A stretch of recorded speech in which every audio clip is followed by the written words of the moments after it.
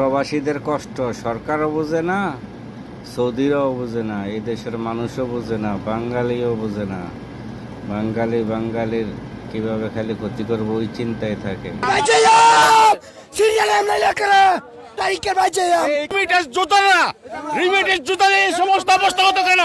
সরকার কই? সরকার জব করে কেন? রুমের সামনে বাইরেছি, রুমের সামনে তো ধরে লই পড়ছে। আকামা মজুদ 8 মাসের আকামা আছে, 8 মাসের আকামা আছে, আকামাটা ফিকে হালাই দিছে।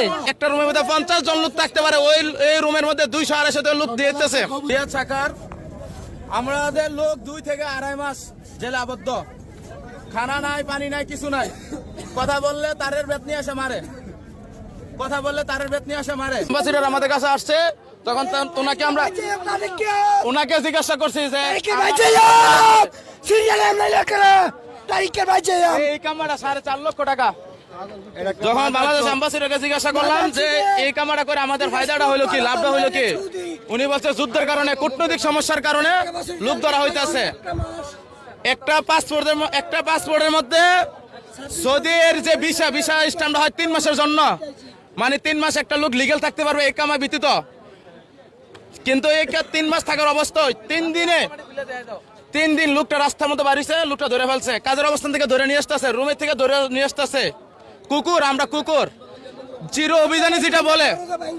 এখনো শুধু রিয়াদের মধ্যে 4টা জেল আছে, একটা জেলের মধ্যে এখনো 50,000 লোক আটক, কোনো মিডিয়া নাই, কিছু নাই, খানা নাই। একটা রুমের মধ্যে 50 জন লোক থাকতে পারে, ওই এই রুমের মধ্যে 200-250 জন লোক দিতেছে।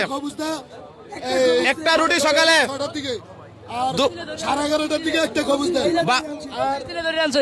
বাংলাদেশের অ্যাম্বাসিডর কোনো পদক্ষেপ নাই। আমার সাথে রুমের সামনে বাইরেছি, রুমের সামনে তো ধরে লই পড়ছে।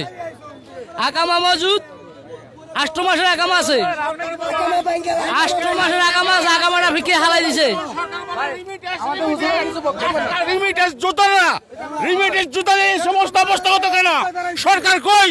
সরকার জব করে কেন? আজকে কেন সরকার জব দেয় না? نفر كله ما في كلام صوت، لازم ما في يبقى صوت. আইয়া